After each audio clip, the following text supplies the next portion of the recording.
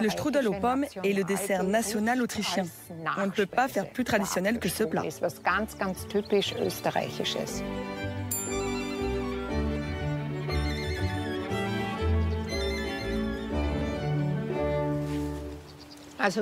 Voilà mon pommier. Je l'ai planté il y a 5 ans. Il faut prendre les pommes vertes, pas mûres, qui sont tombées par terre. C'est une bonne manière d'utiliser ces pommes qui, d'ordinaire, seraient jetées.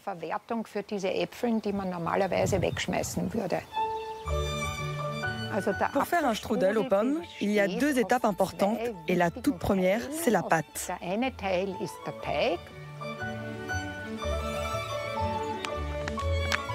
Je mets 1 cuillère de sel, un œuf et de l'eau. C'est le moment de travailler la pâte.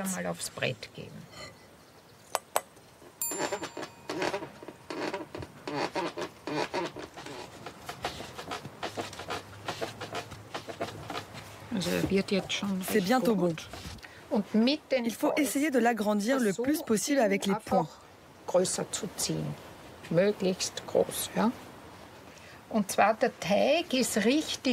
La pâte a la bonne épaisseur quand on voit le torchon à travers. Bien, maintenant c'est au tour de la garniture.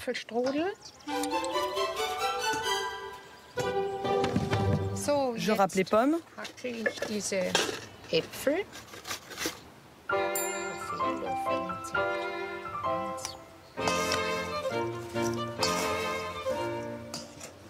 J'ajoute les raisins secs que j'ai fait tremper dans du rhum. Mais je ne mets pas le rhum, bien sûr. On laisse toujours un espace de 5 cm sur les bords pour pouvoir refermer la pâte.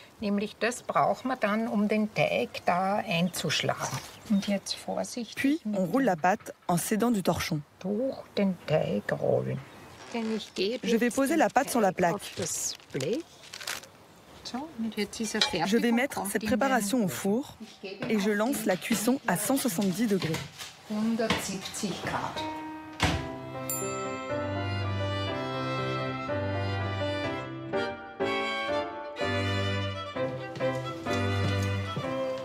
Je saupoudre avec du sucre glace.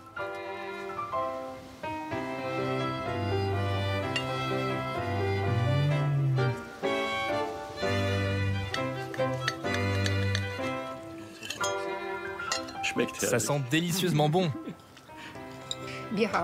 En autrichien, on a le mot strudel pour désigner le mouvement de l'eau qui coule dans un siphon.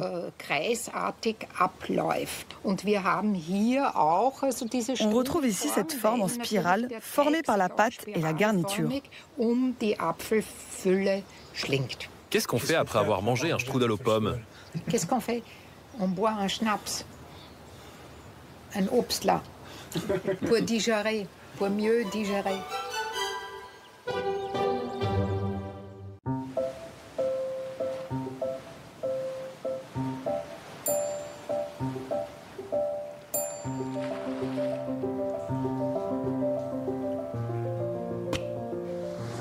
Combien de personnes? 2 personnes. Entre 150 et 200 par personne. Je pense que, ouais, un peu plus que ça, on est là. Les perches, c'était incroyablement commun dans le lac. Voilà. Et très bon, avec une chair délicieuse, délicate et parfaite pour préparer style meunière comme on va faire aujourd'hui.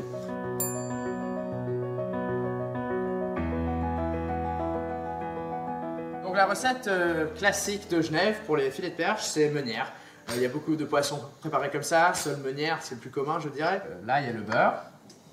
Là, on a les perches, environ 500 grammes. Les pommes de terre qu'on va peler, bouillir et on va retirer à moitié. Et les citrons, le persil, juste pour garniture. Et la farine qui va donner une peau plus croustillante aux perches. Alors la première étape, vu que ça prend plus longtemps, on va peler et bouillir les pommes de terre. On attaque les perches. On sale la farine. Pas trop. Donc on va juste légèrement mettre de la farine sur les filets. Tu fais le tour du lac. Tu peux trouver dans chaque région un restaurant qui fait ça. Et chacun vont dire que c'est les meilleurs filets de perche sur le lac. Les pommes de terre sont finies. Du coup, on va prendre la moitié et les garder comme ça pour garder ce côté traditionnel. Mais on va prendre l'autre moitié, on va les mettre avec de l'huile, du sel, dans le four à 200 degrés. Pour les donner un peu de couleur, les faire un peu croustillantes. Pour moi, c'est la meilleure manière de faire des pommes de terre. Alors là, on commence avec les choses intéressantes. Le beurre dans la poêle et les petits filets de perche.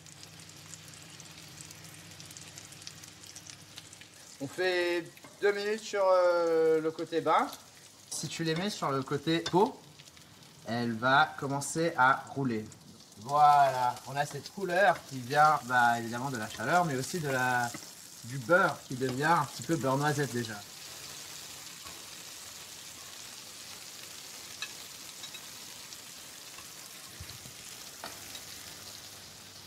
Voilà.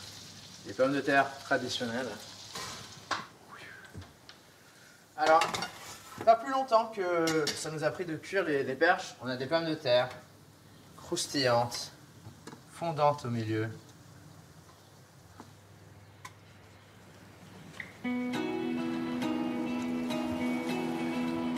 La chance qu'on a, my God, le soleil, des filets de perche incroyables, un vue de ouf, une place pour nous, mais elle est réservée on dirait.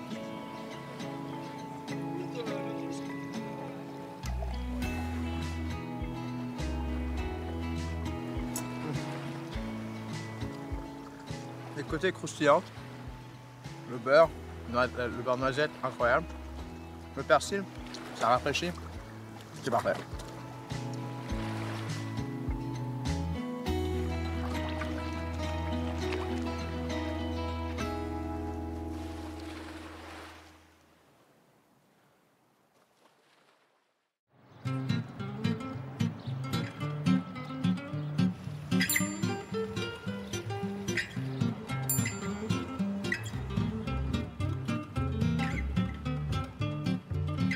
On va la faire avec les frites, la carbonade, tu préfères, ou avec avec des pommes de nature? C'est meilleur avec des frites. On va la faire avec des frites.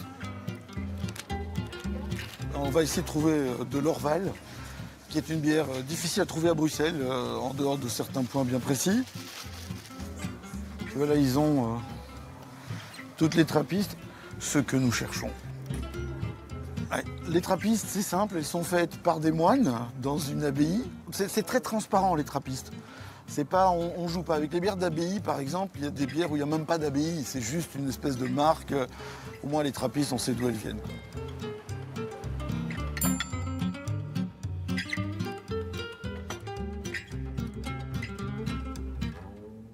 Bonjour, je m'appelle Eric Boschman, je suis sommelier spécialiste en rien. Et donc moi, je vais vous faire une carbonade à la bière trappiste de Wallonie, avec de la moutarde de Wallonie et des carottes dont je ne sais pas d'où elles viennent exactement. Donc c'est une carbonade, point barre.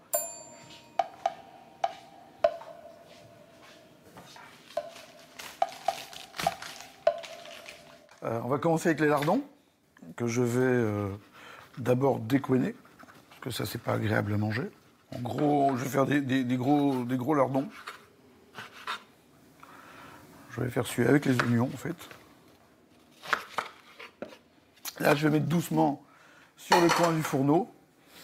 On va laisser fondre doucement le lard. Pendant ce temps-là, je vais gratter quelques carottes.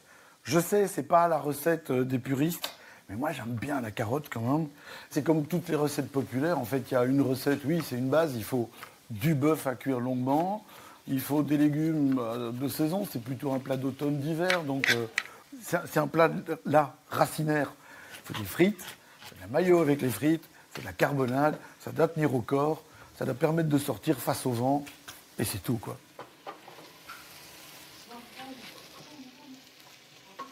Tu vois, ce qui m'intéresse, moi, c'est les sucs de cuisson et le gras qui pourrait avoir été laissé par les lardons.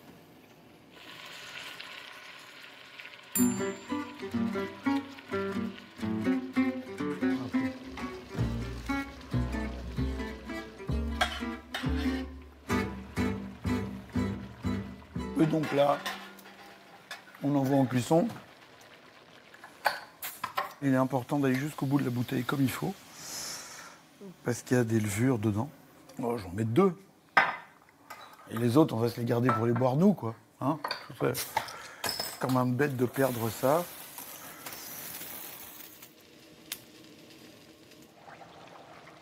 Et ce que j'aime, c'est l'acidité et la petite amertume qui vient à la fin, parce que ça relève l'ensemble, en fait. Le pain d'épices va donner le liant. On met 2, ça devrait suffire. Bah là, je vais les tartiner avec la moutarde. On peut y aller franco sur la moutarde. Et je vais laisser le truc se disloquer petit à petit dedans. Et tout ça va confire petit à petit, quoi. Donc on laisse la tartine bien, tu vois, elle est déjà toute ramollie. J'ai couvert, c'est parti pour facile 1 heure ou 2. On va voir un peu comment la viande se cuit.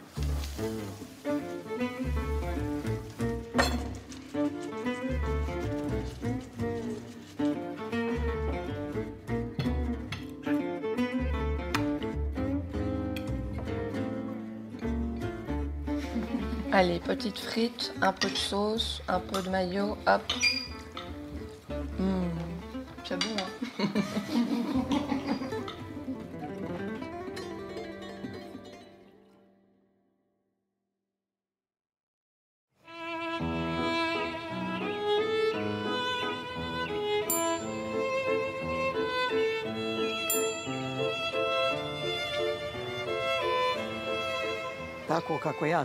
Regarde comme je descends les escaliers. Tu vois, je peux toujours marcher, même à 90 ans. C'est quelque chose quand même, n'est-ce pas? Donnez-moi des œufs verts, ceux de la canne, je les préfère. Je vous prends 10 œufs. Avez-vous du fromage? Ça, c'est le fromage qu'on va utiliser pour faire la pita.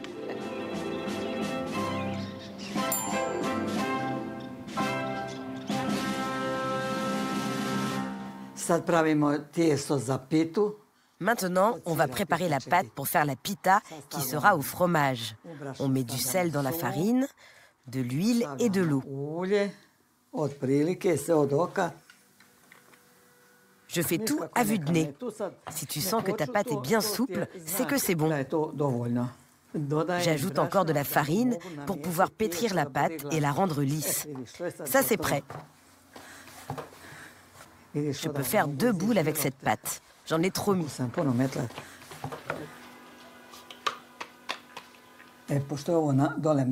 Comme j'ai bien huilé les pâtes, elles ne vont pas coller entre elles. Maintenant, je vais couvrir tout ça et laisser la pâte reposer au moins 10 minutes. La pâte est en train de lever. On va préparer la farce. Je casse les œufs. Moi, je mets au moins 4 œufs. Certains en mettent moins, certains en mettent plus. On ajoute un peu de crème fraîche, mais pas trop, car c'est très gras.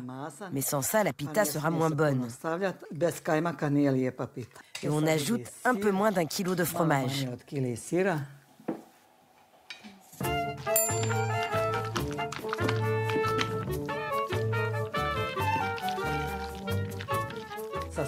J'enlève la nappe pour pouvoir bien étaler ma pâte sur la table.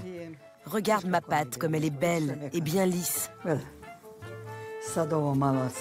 J'ai un peu étalé à la main. Maintenant, on va commencer à étirer la pâte au rouleau à pâtisserie. J'utilise maintenant ce manche assez fin et long. C'est seulement avec ça qu'on peut faire la vraie pita. À l'époque, si tu voulais te marier, il fallait que ta belle-mère puisse te voir derrière la pâte, car elle doit être très fine, presque transparente.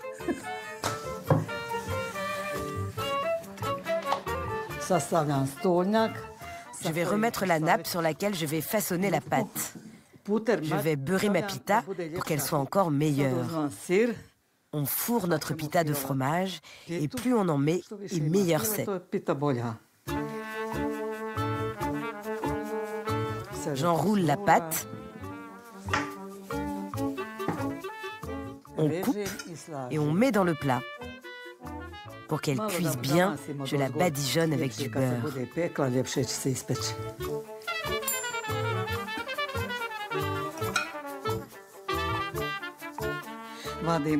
C'est prêt.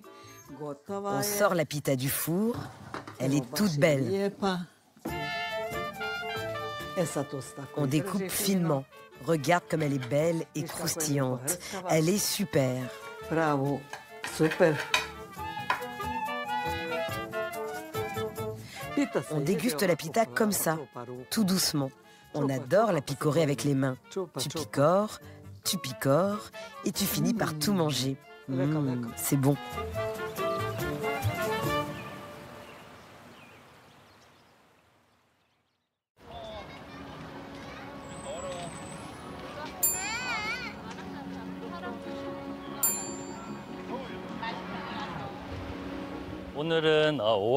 Nous allons faire du gimbap. Puis, on ira pique-niquer dans la forêt de Séoul. Il faut absolument mettre des radis blancs dans le gimbap. Puis, on met du concombre pour une texture croquante et les carottes pour la couleur. J'ai acheté tous les ingrédients, œufs, légumes, algues séchées. Maintenant, on rentre et on fait le gimbap.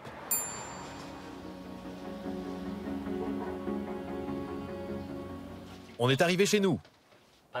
Dans le mot coréen gimbap, le gim signifie l'algue séchée et le bap, c'est du riz cuit, l'aliment de base que les Coréens consomment beaucoup.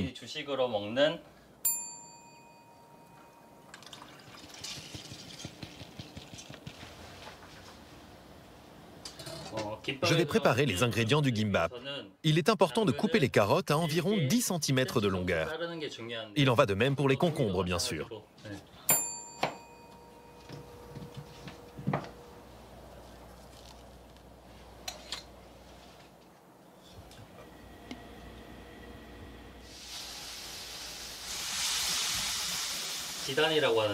Je vais battre les œufs pour faire les omelettes.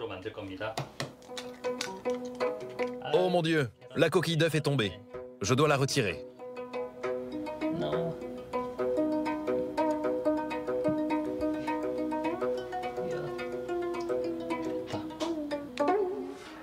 Ah, voilà.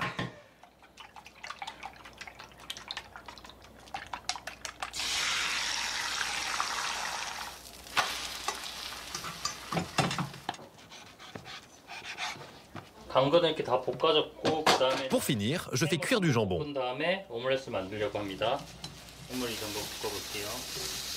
Le riz est prêt. Mettez-le dans un bol et assaisonnez avec l'huile de sésame et le sel. L'huile de sésame a un goût de noisette. Les Coréens l'adorent. Maintenant, nous allons rouler le gimbap. D'abord, il faut mettre une feuille d'algue séchée sur le tapis, étaler le riz de façon homogène et ajouter les ingrédients en couches successives.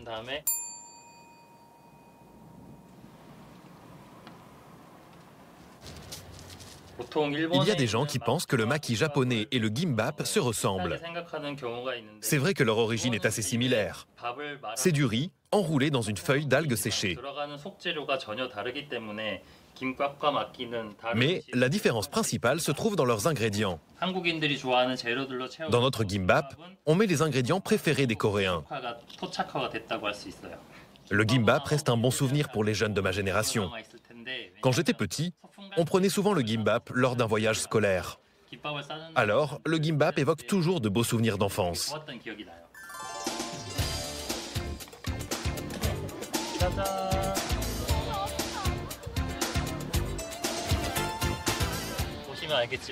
Il y a beaucoup de monde. Les Coréens adorent faire des pique-niques et le gimbap est le plat idéal à cette occasion.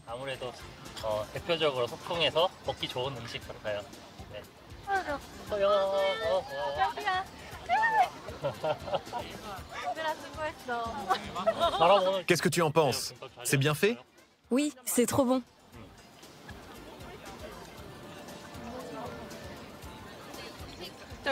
J'adore le gimbap. J'en mange 3 ou 4 fois par semaine.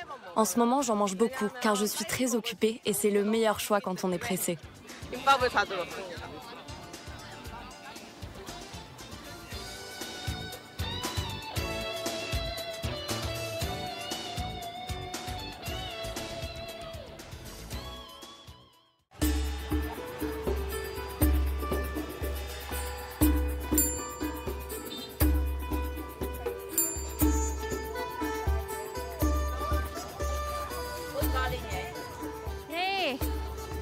Pour notre soupe, le machukrung, j'ai besoin de feuilles de prunier de citer. Les jeunes feuilles sont bien meilleures.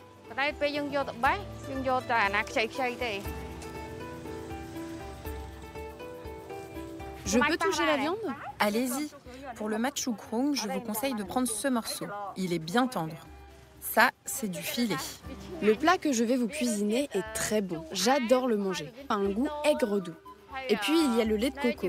Quand on le laisse mijoter avec la viande, c'est un délice.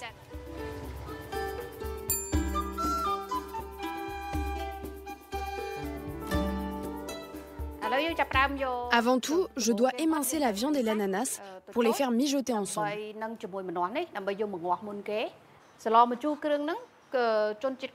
Tous les Cambodgiens adorent le machukrung, la soupe avec la pâte de curry khmer, car c'est à la fois salé, acide et sucré. Je vais d'abord faire dorer l'ail, puis j'ajoute de l'ananas. L'ananas, c'est une astuce que j'utilise pour rendre la viande plus tendre. À vrai dire, le bœuf est déjà tendre, mais l'ananas permet également à la viande de cuire plus rapidement. Je laisse mijoter à feu doux pendant 20 minutes. Maintenant, je prépare la pâte de curry khmer, le krung. Il faut de la citronnelle, de l'ail, de l'échalote, du curcuma et des feuilles de citron de kaffir.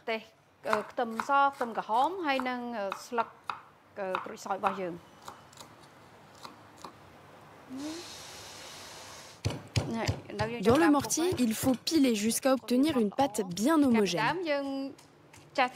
Autrefois, les mères demandaient aux jeunes filles de piler le krung parce qu'elles avaient beaucoup plus de force. C'est pour ça que les jeunes filles étaient musclées des bras et des épaules.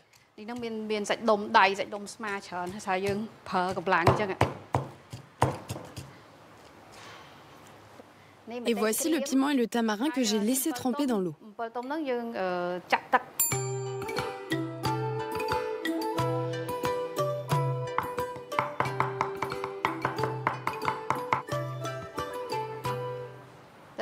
Je m'occupe maintenant du pro hoc, le poisson fermenté. Je vais le réduire en pâte. Pour les Khmer, le pro hoc sent très bon. C'est vraiment comme un parfum. Mais cet avis n'est pas du tout partagé par les étrangers. Pour eux, ça a une odeur très forte.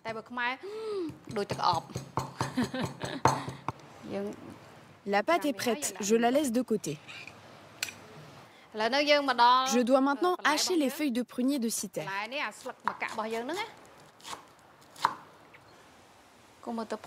Ma viande est bien dorée. Elle a l'air bien tendre. Je la réserve.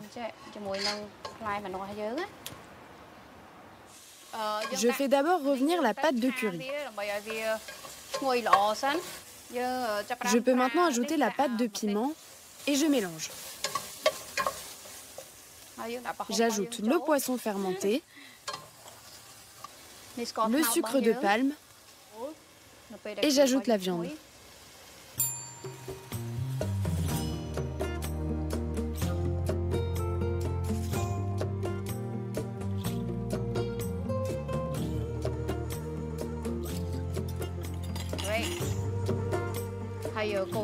J'essaie vraiment de faire manger des légumes à mes enfants. Mais mes filles n'en mangent que très peu. Alors mon astuce, c'est d'en mettre beaucoup dans la soupe. Tu aimes manger des légumes, hein? T'aimes pas ça, hein?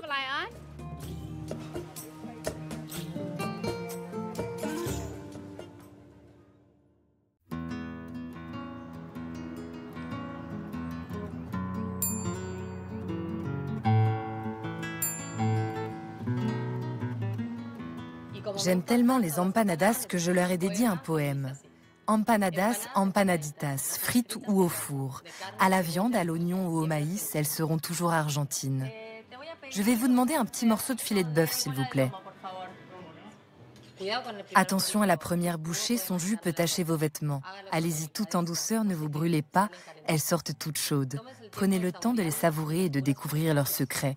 Prenez le temps de les regarder, elles sont très belles. Elles ont toujours été fabriquées par les mains des Argentins.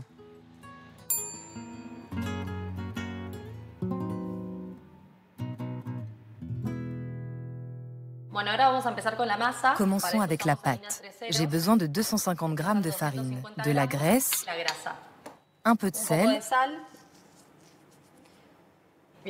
La graisse que j'utilise est celle qui recouvre les reins de la vache. J'utilise de l'eau tiède pour faire les empanadas. Quand on fait des empanadas, tout le monde se réunit et participe. Certains font une petite sauce et d'autres servent du vin.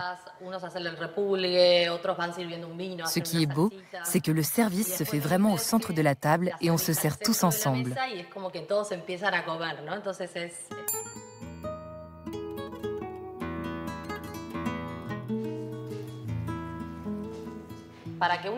Pour que nos empanadas soient bien juteuses, le plus important, c'est la quantité d'oignons que nous allons ajouter. Pour doser, c'est simple. Il faut mettre 2 fois plus d'oignons que de viande. Je coupe en lamelles. Je coupe la viande moi-même, ce qui donne une empanada au bœuf taillée au couteau. Tout d'abord, j'ajoute la graisse dans la poêle, puis on met l'oignon. Nous, les habitants de Buenos Aires, on nous appelle les porteños. Pendant longtemps, on a dit aux Argentins que notre cuisine était un héritage entre Espagnols et Italiens. Et aujourd'hui, les jeunes ont un grand intérêt à rechercher l'histoire de notre gastronomie et à essayer de la revaloriser. Maintenant, il faut ajouter les épices et la viande. Je mets du cumin, du sel,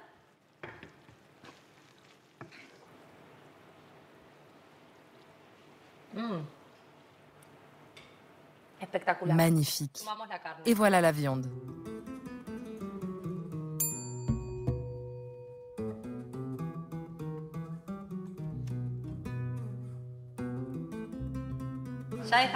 La pâte a bien reposé, maintenant je vais l'étaler.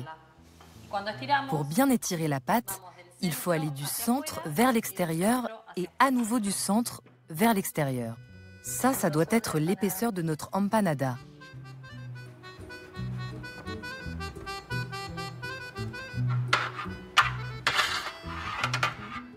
Je place la garniture au centre.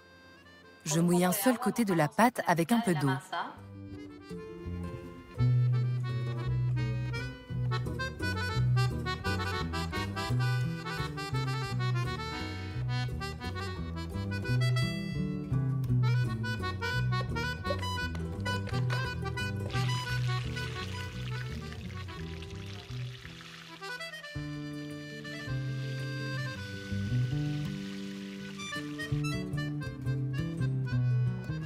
Nous, on accompagne toujours les empanadas de vin.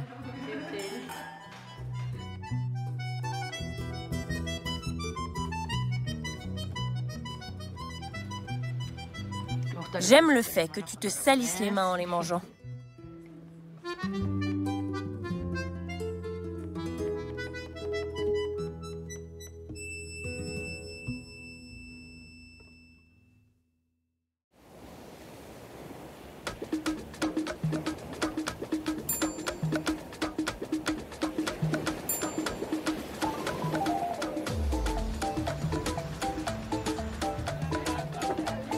Aujourd'hui, c'est de la loco au poulet. Le poulet à loco, c'est un plat ivoirien qui se consomme à tout moment. Voilà, facile à cuisiner, un plat que les Ivoiriens aiment. Ici, on consomme beaucoup la banane. Les alocos, c'est les bananes bien mûres qu'on prend, on découpe et puis on frit.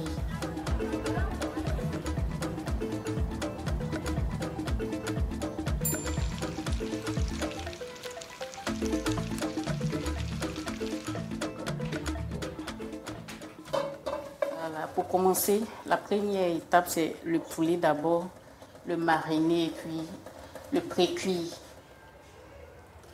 La poudre de gingembre pour mariner. Le poivre. Ça, c'est quoi? C'est la moutarde. C'est de l'ail. J'aime mettre les cubes d'assaisonnement.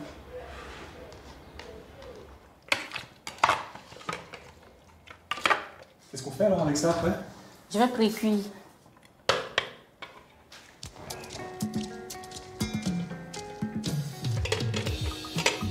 Pendant que le poulet pré-cuit, Je passe à une autre étape. Je fais la pâte de piment.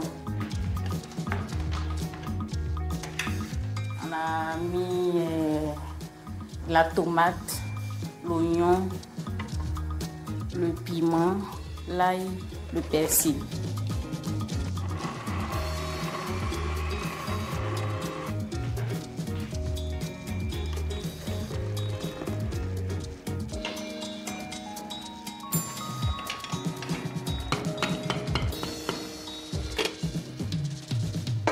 C'est la troisième étape. Je vais découper maintenant la banane pour faire la loukoum.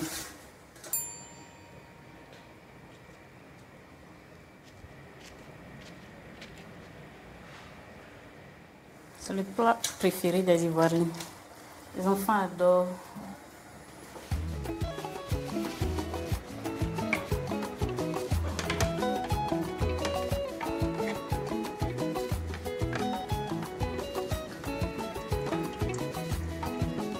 Je vais frire le poulet maintenant.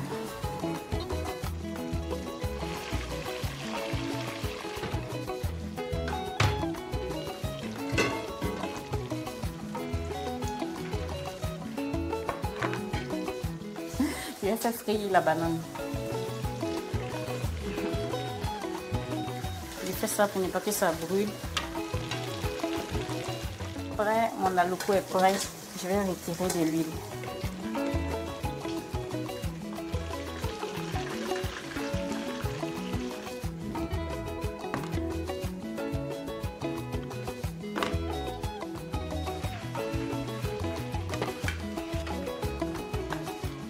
De la loco, du poulet avec la pâte de piment.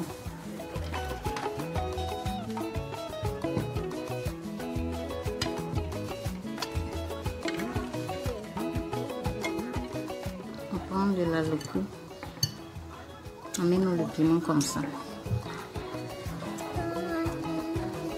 Délicieux.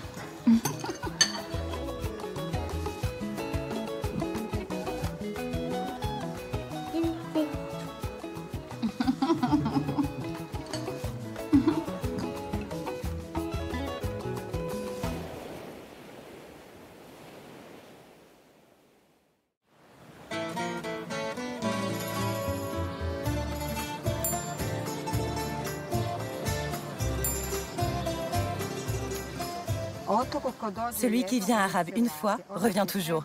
Cette île est magnifique, très verte, avec ses plages de sable, ses forêts. Tout ce dont vous avez besoin se trouve ici. Rabe, c'est l'île du bonheur et de l'amour. Nous entrons maintenant dans la vieille ville. J'habite ici depuis toujours et c'est aussi ici qu'est née l'histoire du gâteau de Rabe. Nous voilà devant l'église Saint-André, où a été préparée pour la première fois l'Arabska torta. C'était en l'honneur du pape Alexandre III, qui était venu bénir la principale cathédrale de l'île.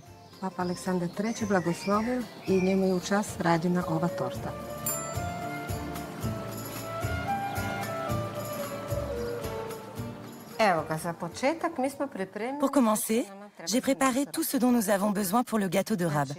Il nous faut des amandes émondées en poudre, des zestes de citron et d'orange, de la liqueur de cerise, des œufs entiers. Tout ça ira dans la garniture. Et pour la pâte, nous avons besoin d'œufs, bien sûr, de graisse et de farine. On commence par casser les œufs pour faire la pâte. 1177, c'est l'année où aurait été servi pour la première fois ce gâteau. 9 cuillères à soupe de sucre, du sel, de la graisse, un peu de liqueur de cerise. On ajoute maintenant la farine. Et je mélange à la main. C'est vraiment un gâteau spécial. Une fois que vous l'avez goûté, vous avez toujours envie d'en manger encore. Quand j'étais enfant, on ne pouvait pas manger ce gâteau partout dans l'île. Il fallait passer commande auprès des religieuses bénédictines de l'église. Elles seules connaissaient la recette, qu'elles gardaient secrète.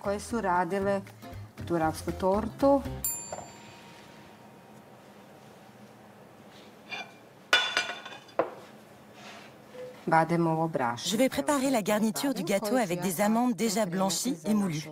Il faut toujours la même quantité d'amandes et de sucre, des œufs entiers, On rajoute des zestes de citron et d'orange, du beurre fondu, une bonne tasse de liqueur de cerise.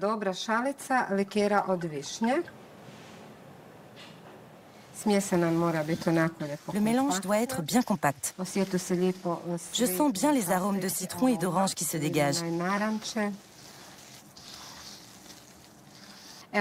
Notre pâte est prête.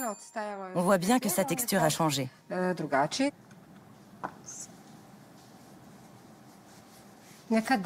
l'époque, le fond de ce gâteau était en réalité une pâte très fine d'hostie.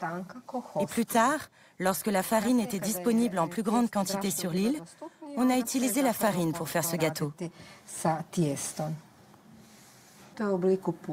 gâteau a été pensé en forme d'escargot, en référence à la crosse épiscopale du pape Alexandre III.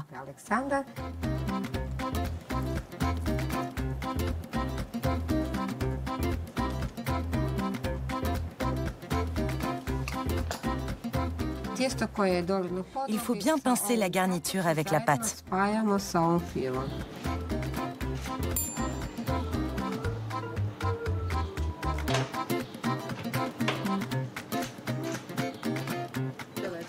Bonjour, servez-vous. On est vraiment chanceux, merci. La perfection. J'adore les amandes. Ce côté croquant, j'aime tout, tout. C'est la première fois que je goûte, c'est excellent, moelleux, croustillant. On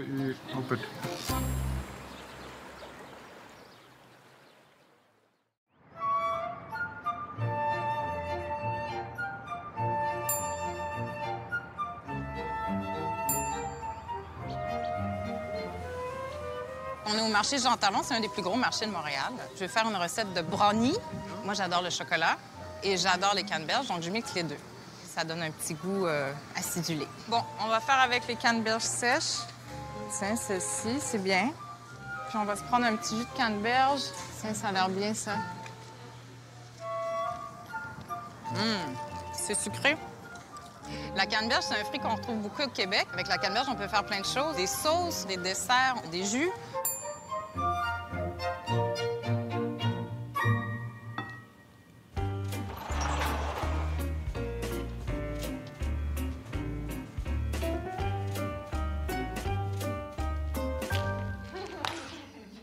Donc, dans mon brownies aux canneberges, je mets bien évidemment des canneberges, mais la base du brownie, c'est le chocolat, le beurre, la farine, les œufs, la cassonade, un peu de sel et j'aime ajouter aussi des noix de Grenoble.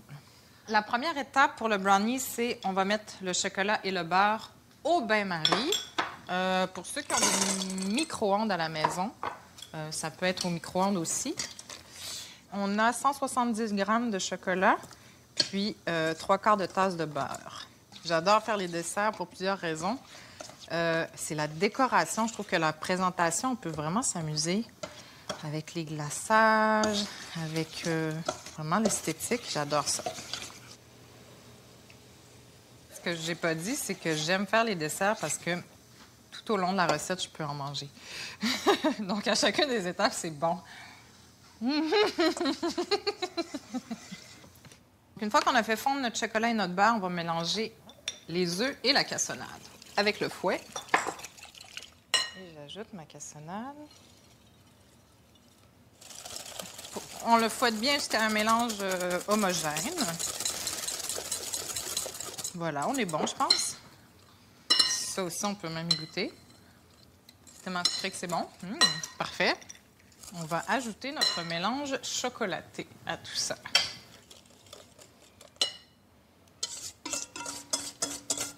Oh, que c'est beau.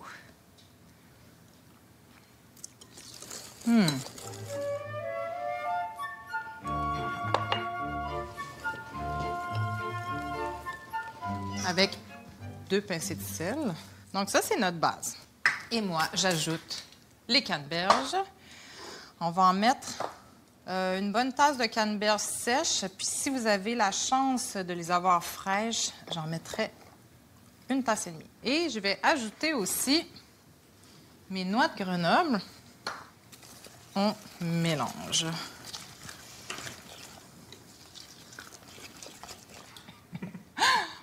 Le moule.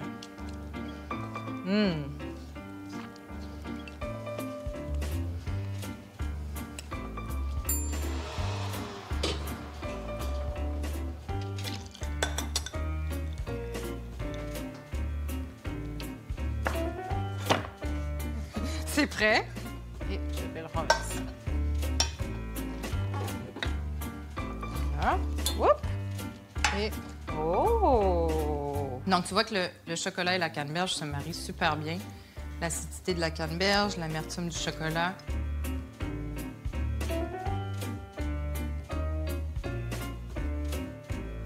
Dégustons?